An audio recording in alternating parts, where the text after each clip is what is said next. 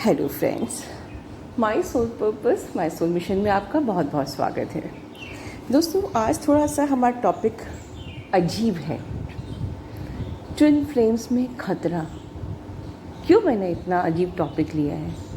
क्योंकि मुझे लगा कि मुझे ट्विन फ्लेम्स के ईच एंड एवरी कंसेप्ट पे बात करनी चाहिए। अब जैसे कि आप ये देख रहे हो क्वेश्चन, मुझे किसी ने कल इंस्टा पे क्वेश्चन किया, ma'am, does twin flame relation exist or it's only a business funda through YouTube? Sometimes I feel it does, sometimes feel it all fake and it's only to earn money through YouTube. Please help. हर हर महादेव। मैं इनके question से बिल्कुल भी बुरा नहीं मानी, क्योंकि जो भी इनका ये क्वेश्चन था, ये हमको जो भी अंदर से हम महसूस करवाते हैं वो ही हमारे बाहर निकलता है। ठीक है, इसलिए मैं आज टॉपिक पे बात कर रही हूँ। आज मैं, आपको लगेगा कि मैं किसी को जज कर रही हूँ। अगेन, मैं किसी चैनल को जज नहीं कर रही हूँ, लेकिन मैं आज एक फैक्ट पे बात कर रही हूँ। बात ये है कि इस इंसान का ही नहीं, आप में से बहुत लोगों का ये क्वेश्चन मन में होता होगा, पर ये क्वेश्चन उठा क्यों? पहले तो मैं ये कहूँगी कि मुझे इंस्टा पे या ईमेल्स पे और भी दूसरे क्वेश्चंस आते हैं। मैं बहुत सारे क्वेश्चंस की वीडियो नहीं बनाती हूँ, क्योंकि मेरी रिक्वेस्ट है कि मैंने ऑलमोस्ट सारे टॉपिक्स कवर कर लिए हैं। तो आप लोग प्लीज़ चैनल के सारे वीडियोस देखिए और सर्च करिए, मेहनत करिए, you will get all the answers. इस टॉपिक पर मैंने वीडियो कभी नहीं बनाया, और ये ज़रूर इम्पॉर्टेंट टॉपिक है, क्योंकि ये क्वेश्चन हो सकता है सिर्फ इनका ही नहीं, आपका भी हो सकता है, औरों का भी हो सकता है। होपफुली किसी ने क्वेश्चन ना किया हो। ये क्वेश्चन उठा क्यों? दोस्तों, इंडिया में, जहाँ तक मैं इंडिया की बात कर रही हूँ, यहाँ पर ट्विन फ्लेम जो कंसेप्ट है ये बिल्कुल नया है। ठीक है, और कंपैरेटिवली जो ट्विन फ्लेम पर गाइड करने वाले लोग हैं, मैं बात करी उनकी जो अचीव्ड यूनियन है, वो भी बहुत कम है, बहुत ही कम है जो कि अचीव्ड यूनियन में है और गाइड कर रहे हैं। और होपफुली कोई ऐसी ट्विन फ्लेम की हिंदी में बुक्स भी नहीं है कि या स्पेशली बुक उसने बनाई हो जिसने यूनियन अचीव किया हो। ठीक है, यहाँ आज ये बात करना बहुत ज़रूरी है कि हम किससे सीख रहे हैं, क्योंकि दिक्कत ये है कि यहाँ पर जो भी गाइड कर रहे हैं वो या तो अपने मन से लॉजिकली जो उनको ठीक लगता है, वो अपने एक्सपीरियंस, अपने लॉजिकली जो उनको ठीक लगता है उस हिसाब से आपको गाइड कर रहे हैं। दिक्कत ये है क्योंकि यहाँ पर किताबें नहीं है ऐसी, books by someone who has achieved union and wrote any book, और बाय समवन, ऐसे भी बहुत कम लोग हैं जिन्होंने यूनियन अचीव किया और फिर वो लोग गाइड कर रहे हो, ऐसे बहुत कम हैं। तो हम लोग जितने भी चैनल्स में सर्फिंग करते हैं, हम ये वी यूज़ टू ट्रस्ट, हमें ट्रस्ट करना पड़ता है, बिकॉज हमारे पास दूसरा ऑल्टरनेटिव होता है भी नहीं, क्योंकि इतने सारे गाइड यहाँ अभी भी नहीं हैं कंपेरेटिवली, ना कोई ऐसी बुक अवेलेबल है। तो आप जिस भी चैनल पर जाते हो, वो जो भी आपको एक्सपीरियंस अपना देते हैं या लॉजिकली समझाते हैं अपने अनुसार, वो आप ट्रस्ट करते हो, आपको करना पड़ता है, because you don't have any alternative, right. मैंने ये भी देखा है कि बहुत चैनल्स ऐसे भी हैं जो मैं पहले हमेशा कहती थी कि आप लोग चैनल्स बनाइए, लेकिन अब ये मैं देख रही हूँ कि हर दिन हर चैनल्स में अलग अलग चैनलिंग्स हो रही हैं। एंड लिटरली मुझे दुख होता है कहने की कि ये सिर्फ व्यूज़ बढ़ाने के लिए, जिस भी पर्पस से चैनलिंग हो रही है, straight from universe, straight from divine, और इस प्रकार से कह के सिर्फ व्यूज़ बढ़ाने के लिए चैनलिंग हो रही है।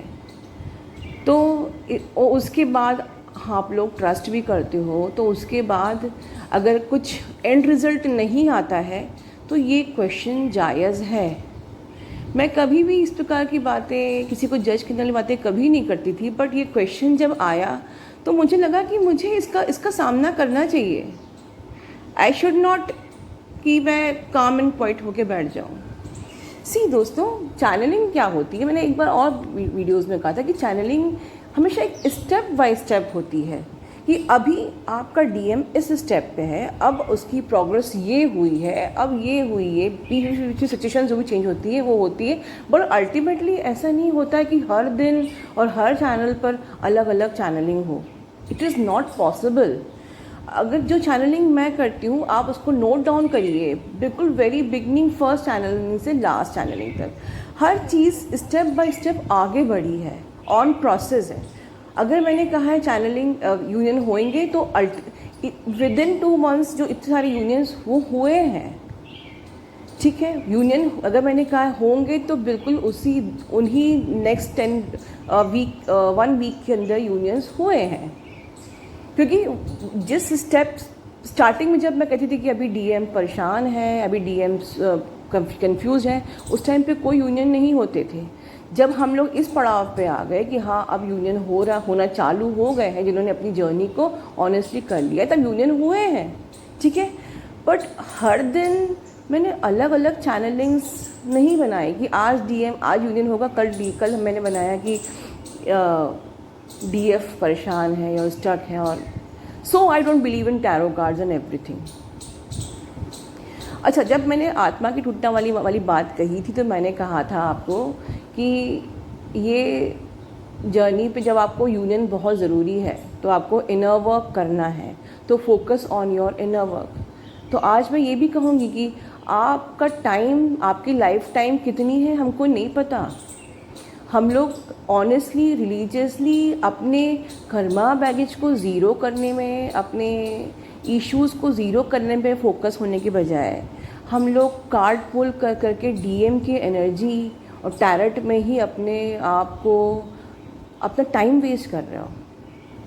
आपने देख भी लिया डीएम की एनर्जी, आपने देख भी लिया टैरट कार्ड, ठीक है, आपको हीलिंग मिल भी गई, बट क्या आपके पास इतना टाइम है? क्या इतना टाइम है आपके पास? You are wasting your time. हमको अपना टाइम यूज़ करना है हमारे इनर वर्क में, ठीक है, अपने कर्मास को ज़ीरो करने में, अपने इश्यूज़ को ज़ीरो करने में। हमको उस डिटैचमेंट के फेज़ में पहुंचना है, हमको डिवाइन को पहले अचीव करना है। और हम कहाँ टाइम वेस्ट कर रहे हैं? हमको यूनियन अचीव करनी है हमारे पास, otherwise you know this is your last life. और अगर आपने यूनियन को अचीव नहीं किया तो क्या होगा? You know the result. And what we are doing, we are simply surfing कर रहे हैं चैनल्स पे, टैरट कार्ड देख रहे हैं, टैरट में एनर्जी देख रहे हैं। मैं ये कोर्स कर लूँ, मैं वो कोर्स कर लूँ, ये थेरेपी कर लूँ, मैं एंजल थेरेपी कर लूँ, मैं ये आई डोंट नो, बहुत सारे मुझे मेल्स आते हैं, उसके अकॉर्डिंगली मेरे माइंड में जो भी वर्ड्स आ रहे हैं मैं वो बोल रही हूँ। आप लोग जानते हैं चैनलिंग कैसे होती है? मैंने कई पिछली वीडियोस में बताया, मैं आज आपको फिर गाइड करती हूँ, ठीक है। इतना इजी नहीं होता है दोस्तों डिवाइन का और यूनिवर्स का मैसेज मिलना। यू नो, पूरी बॉडी आपकी वाइब्रेट होती है, आपका क्राउन चक्रा बुरी तरह गर्म हो जाता है। यू नो, आपकी एंजल से अट्यूनमेंट होनी चाहिए, आपकी कॉस्मिक एनर्जी से अट्यूनमेंट होना चाहिए, आपकी थर्ड आई डेवलप्ड होना चाहिए। उसके बाद जाके आप लोगों को चैनलिंग एंड डाउनलोड्स होते हैं। ऐसे हर दिन चैनलिंग और डाउनलोड्स नहीं पॉसिबल है। यूनिवर्स इतनी छोटी चीज़ नहीं है कि हर दिन आपको चैनलिंग्स हो रही है। आप पता है मैं क्यों इस बात पे बोल रही हूँ? क्योंकि उसके बाद आप ट्रस्ट करते हो, आपके पास कोई ऑप्शन नहीं है, आप हार्ड वर्क करते हो, और उसके बाद भी, इतना इनर वर्क करने के बाद भी अगर डीएम आपको अप्रोच नहीं कर रहा है तो आप टूट जाते हो। और फिर यही क्वेश्चंस आते हैं कि मैम वाकई ट्विन फ्लेम्स होता है या it's just a purpose to earn money? So वो जिस बंदे ने ये लिखा है, मैं उससे बिल्कुल भी अपसेट नहीं हूँ। उसने अपने मन की फीलिंग लिखी है, उसने जो एक्सपीरियंस कर रहा है वो उसने पूछा है। तो अब सवाल उठता है कि अब आप लोग क्या करो? दोस्तों सीधी सी बात है, आपको अपनी कर्मास को ज़ीरो करना है, आपको अपने इश्यूज़ को ज़ीरो करना है। जब तक आपका ये इस स्टेज पर आप नहीं पहुंचते हो, यूनियन नहीं होगा। चाहे जो भी आपको साइन मिल जाए, नंबर्स दिख जाए, कुछ भी ड्रीम आ जाए, विदाउट इनर वर्क यूनियन नहीं होगा। और इसीलिए मैं आप लोगों को कभी नंबर्स पे जवाब नहीं देती, बिकॉज मैं बहुत प्रैक्टिकल एस्पेक्ट पे बात करती हूँ, because I am in achieve union.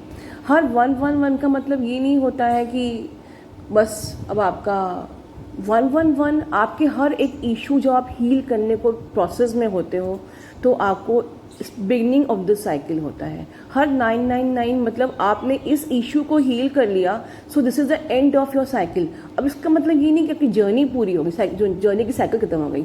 Next फिर 111 दिखेगा, फिर 999 दिखेगा।